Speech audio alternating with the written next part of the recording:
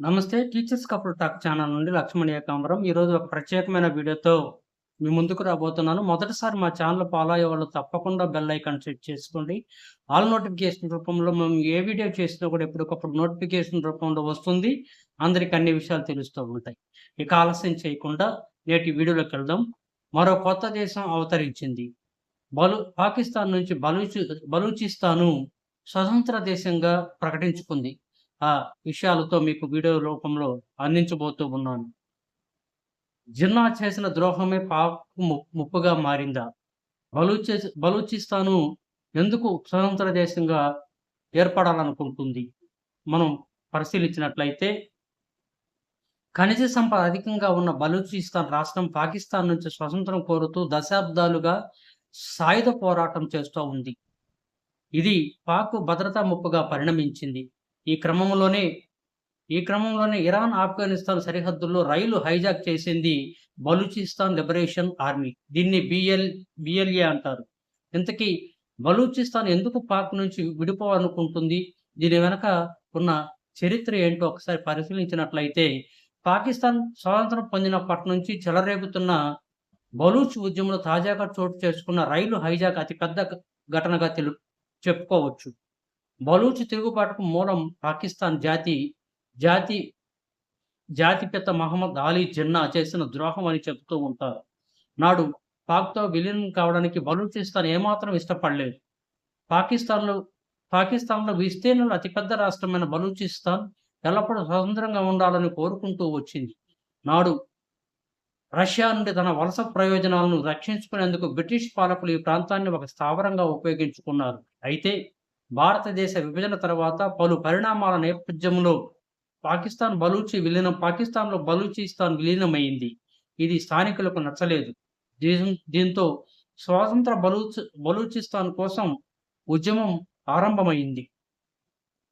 బలూచిస్తాన్ అధికంగా బీడుబారినట్లు కనిపించినప్పటికీ ఖనిజాలు, వనరులతో సమృద్ధిగా ఉంది.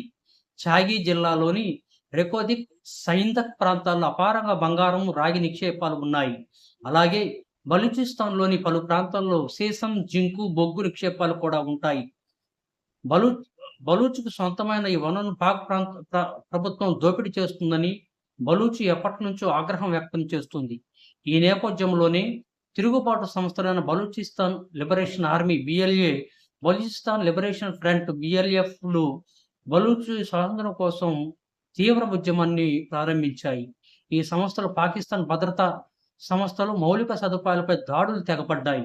గత కొన్నేళ్లుగా మానవ హక్కుల ఉల్లంఘన ఆరోపణలతో బలూచ్ ఉద్యమం మరింత తీవ్రమైంది. తమ ఉద్యమాన్ని అణిచివేసేందుకు తమ దళాలకు చెందిన వందలాది మంది కార్యకర్తలు, పౌరులను పాక్ సైన్యం అదృశ్యం చేసిందని తిరుగుబాటు సంస్థలు ఆరోపిస్తాయి. విభజన సమయంలో బలూచిస్తాన్ భారతదేశం, పాకిస్తాన్‌తో పాటు స్వతంత్ర దేశంగా ప్రకటించారు. నాడు ఈ ప్రాంతంలో 4 రాచరిక రాష్ట్రాలు ఉండేవి. అవి కరన్, మకరన్, లాస్ బేలా, కలాత్. విభజనకు ముందు ఈ రాచరిక రాష్ట్రాలకు 3 ఎంపికలు ఇచ్చారు. అవి భారతదేశము, పాకిస్తాన్‌లో చేరడం లేదా స్వతంత్రంగా ఉండడం. ఈ నేపథ్యంలో 3 ప్రాంతాలు పాకిస్తాన్‌లో విలీనమయ్యాయి. దీంతో కలాత్ 1947 ఆగస్టు 15 స్వాతంత్రం ప్రకటించారు. అయితే విస్తరణవాద పాలన భయంతో కలాత్ స్వతంత్రంగా ఉండడానికి బ్రిటిష్ ఒప్పుకోలేదు. కలాత్‌ను స్వాధీనం చేసుకోవాలంటూ పాక్‌పై ఒత్తిడి తెచ్చారు. 1947 అక్టోబర్‌లో పాక్ వ్యవస్థాపకుడు జిన్నా కలాత్ విలీనాన్ని వేగవంతం చేయాలని సలహా ఇచ్చాడు. అయితే కలాత్ పాలకుడు దీన్ని నిరాకరించాడు. నాటి నుండి పాకిస్తాన్ అధికారులు కలాత్ పాలకుడు ఖాన్‌ను పాకిస్తాన్‌లో చేరాలంటూ మరింతగా ఒత్తిడి తీసుకువచ్చారు. 1954లో పాకిస్తాన్ ప్రావిన్స్‌లను వ్యవస్థీకరిస్తూ ప్రణాళిక రూపొందించారు. బలూచుల తిరుగుబాటు వచ్చింది. ఖాన్ ఆఫ్ కలాత్ నవాబ్ నవరోజ్ ఖాన్ 1959లో పాక్‌కు లొంగిపోయాడు. ఏడాది తర్వాత పశ్చిమ పాకిస్తాన్‌లో మరో 1 యూనిట్ ప్లాన్ రద్దు చేశారు. దీంతో బలూచిస్తాన్, పంజాబ్, సింధు ఫ్రాంటియర్‌తో పాటు మరో రాష్ట్రంగా ప్రకటించారు. 1970లో పాకిస్తాన్ నుండి బంగ్లాదేశ్ స్వాతంత్రం పొందిన తరమేరా బలూచుల్లో కూడా ధైర్యం పెరిగింది. స్వయం ప్రతిపత్తి కోసం డిమాండ్లను లేవెత్తారు. అయితే నాటి ప్రధాని జుల్ఫికర్ అలీ భుట్టో దీన్ని నిరాకరించారు. ఇది భారీ నిరసనలకు దారితీసింది. ఇది నాటి నుంచి ఏదో ఒక రూపేణ ఉద్యమం కొనసాగుతూనే వస్తుంది.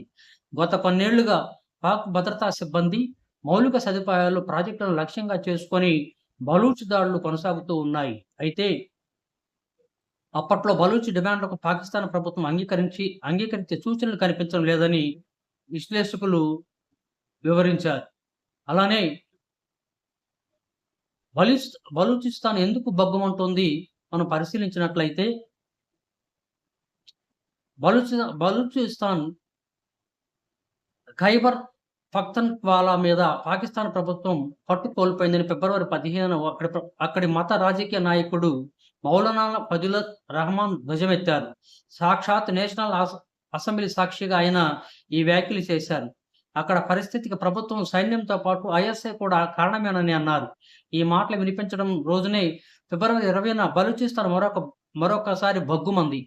కామిల్ షరీఫ్, ఇషాన్ నర్వార్ బలోచ్ అనే ఇద్దరు సర్బర్ న్యాయ కళాశాల విద్యార్థుల నిర్బంధాన్ని నిరసిస్తూ ఈ ప్రదర్శనలు జరిగాయి. ఈ రెండు రాష్ట్రాల ఆందోళనలు కొత్త కాదు, కానీ జాతీయ అసెంబ్లీలో ఒక ప్రముఖ సభ్యుడు ఈ స్థాయిలో హెచ్చరించడం కొత్తే. ఇటీవల కాలంలో బలూచిస్తాన్ ఉద్యమం గొంతు పెరిగింది. కొద్ది కాలం క్రితం ఐక్యరాజ్య సమితి కార్యాలయం ఎదుట బలూచిస్తాన్ హ్యూమన్ రైట్స్ కౌన్సిల్ ప్రదర్శన నిర్వహించిన సందర్భంగా దాని నాయకుడు రజాక్ బలోచ్ చెప్పిన మాటలు ప్రపంచాన్ని దృష్టిని ఆకర్షించాయి. పాకిస్తాన్ ఒక విఫల రాజ్యమని, అది బెలూచిస్తాన్, సింధు ఆక్రమిత కాశ్మీర్ల సంపదను అడ్డంగా దోచుకుంటుందని ఆరోపించారు. దీనికి చైనా తోడై పాక్ సైన్యానికి శిక్షణ ఇచ్చి తన కనుసన్నల్లో ఉంచుకుంటుందని ఆరోపించారు. పాక్ చైనాను బలూచిస్తాన్ నుంచి తరిమేయడమే తమ లక్ష్యమని, స్వాతంత్ర్యం కోసం పాకిస్తాన్ మీద పోరాడుతున్న బలూచిస్తాన్ లిబరేషన్ ఆర్మీ పకడ్బందీ దాడులు ఉధృతం చేసింది. 75 ఏళ్లుగా కొనసాగుతున్న ప్రత్యేక పోరాటం మలుపు తిరుగుతుందని భావించే స్థాయిలో ఈ దాడులు ఉన్నాయి. బిఎల్ను పాకిస్తాన్తో పాటు అమెరికా కూడా ఉగ్రవాద సంస్థగా ప్రకటించింది. పాకిస్తాన్ బలూచిస్తాన్ ప్రాంతంలో పాటు ఇరాన్, ఆఫ్ఘన్లో కొన్ని ప్రాంతాలను కలిపి బలూచిస్తాన్ అనే స్వతంత్ర రాజ్యం ఏర్పాటు చేయాలని బిఎల్ఏ కోరుకుంటుంది. ఇవాల్టి బలూచిస్తాన్ అంటే దేశ విభజనకు ముందు ఉన్న కలాస్ సంస్థానమే. దీనికి కూడా పాకిస్తాన్లో భారత్లో కలవడానికి, లేదంటే స్వతంత్రంగా మనుగడ సాగించే వెసులుబాటు ఇచ్చారు. కానీ జిన్నా ఎత్తులతో ఇది అంతిమంగా పాక్లో విలీనం కావాల్సి వచ్చింది. బలూచిస్తాన్ అశాంతి తీవ్ర రూపం దాల్చేటట్టు చేసింది. పాక్ చైనా ఆర్థికంగా $62 బిలియన్ల దీన్ని నిర్మిస్తున్నట్లు దశాబ్ద క్రితం చైనా ప్రకటించింది. బలూచిస్తాన్కు బంగారు బాతు వంటి గద్వాల్ డీప్ సీ పోర్టు నిర్మాణం చైనా చేతిలో పెట్టడం కూడా ఈ తిరుగుబాటుకు కారణమైంది. హత్యలే కాకుండా కొన్ని పోలీస్ స్టేషన్లు కూడా బలూచ్ ఉగ్రవాద సంస్థలు లక్ష్యంగా చేసుకున్నాయి. జాతీయ రహదారులు దిగ్బంధం చేశాయి. రైల్వే స్టేషన్లు పేల్చివేశాయి. బేలియా దాడులు చేసే సామర్థ్యం బాగా పెరిగిందని ఘటనలు నిరూపిస్తున్నాయి. సున్నిత ప్రదేశాలతో పాటు గహనమైన లక్ష్యాల మీద కూడా దాడి చేసి అది సముపార్జించుకుంటుంది. దీంతో బిఎల్ఏకి విదేశీ సాయం ఉన్నదన్న అనుమానం పాకిస్తాన్లో మరింత పెరిగింది. పశ్చిమ ప్రాంతంలోని తెహ్రీక్ తాలిబాన్ పాకిస్తాన్ సంస్థ కూడా పాక్ సైన్యాన్ని ముప్పతిప్పలు పెడుతుంది.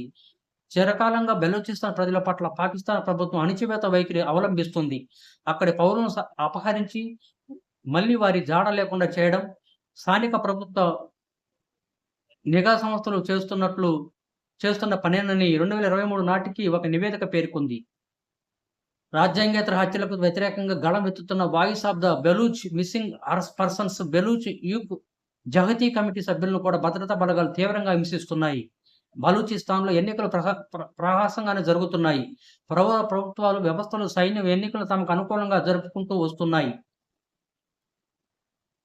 బలూచిస్తాన్ లిబరేషన్ ఆర్మీ మొన్నటి ఆగస్టులో చేసిన దాడులకు మరొక ప్రాధాన్యం ఉంది. అది బుక్తీ తెగ ప్రముఖుడు అక్బర్ ఖాన్ అక్తి 18వ వర్ధంతి పర్వేజ్ ముషర్రాఫ్ ఆదేశాల మేరకు ప్రయోగించిన క్షిపణి దాడుల్లో రహస్య స్థావరంలో బుక్తీ మరణించాడు. నిజానికి ఆయన మొదట పాకిస్తాన్ ఫెడరల్ ప్రభుత్వంతో మంత్రి బలూచిస్తాన్ ప్రావిన్స్ గవర్నర్గా కూడా పనిచేశాడు. తరువాత బెలూచుల సాయుధ తిరుగుబాటులో భాగస్వామి అయ్యాడు.